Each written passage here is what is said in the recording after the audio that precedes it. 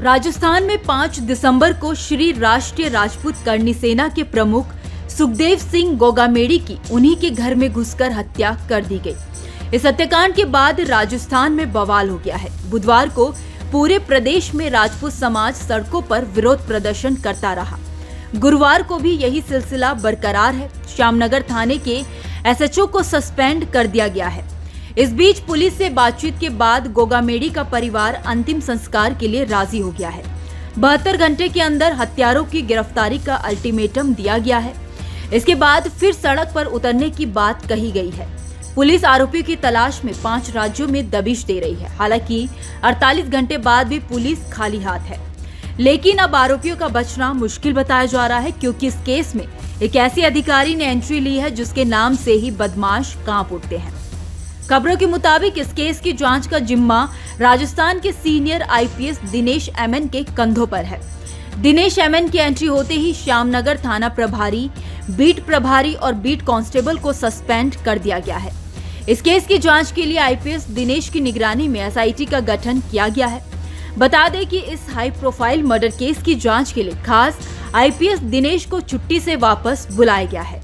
IPS Dinesh MN Karnataka के रहने वाले हैं। वो 1995 बैच के आईपीएस अफसर हैं। दिनेश एमएन राजस्थान कैडर के ऐसे अफसर हैं जिनकी ईमानदारी पर कोई शक नहीं करता। वो जिन जिलों में एसपी रहे हैं वहां के बदमाश इनके नाम से भी कांपते थे। आईपीएस दिनेश एमएन को राजस्थान का रियल सिंघम भी कहा जाता है। 1998 में अपनी पहली पोस्टिंग के दौरान जब वो दौसा में एएसपी थे तो बदमाशों की जमकर धुनाई की थी। इन बदमाशों को उनके खौफ की वजह से दौसा छोड़कर भागना पड़ा था। बाद में उन्हें जयपुर शहर के गांधीनगर सर्किल का एसपी बनाया गया, तो भी उन्होंने अपने एक्शन से छाप छोड़ी।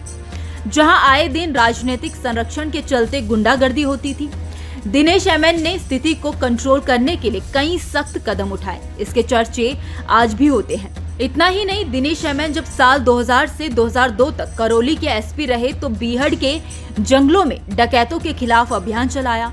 इस दौरान कई गैंग्स को गिरफ्तार किया गया और बीहड़ को डकैतों से खाली कराया। आईपीएस दिनेश के डर के कारण कई ने तो अपराध का रास्ता ही छोड़ दिया, तो कई ने इनकी पोस्टिंग वाले जिलों से भागना मुनासिब समझा। आपको ये भी बता दें कि साल 2005 में दिनेश एमएन जेल भी जा चुके हैं। 2005 में राजस्थान पुलिस और गुजरात पुलिस के ज्वाइंट ऑपरेशन में सोहराबुद्दीन का एनकाउंटर हुआ था। बाद में इस एनकाउंटर पर सवाल उठे और फर्जी एनकाउंटर बताते हुए कई पुलिस अफसरों के खिलाफ मुकदमे दर्ज हुए थे। आईपीएस दिनेश एमएन समेत कई अधिकारी गिरफ्तार हुए और जेल भी गए। दिनेश एमएन 7 साल तक जेल में बंद रहे, लेकिन उन्होंने अपना हौसला नहीं टूटने दिया। जेल से छूटने के बाद फिर पुलिस सेवा में आए और अपने काम की बदौलत नई पहचान बनाई।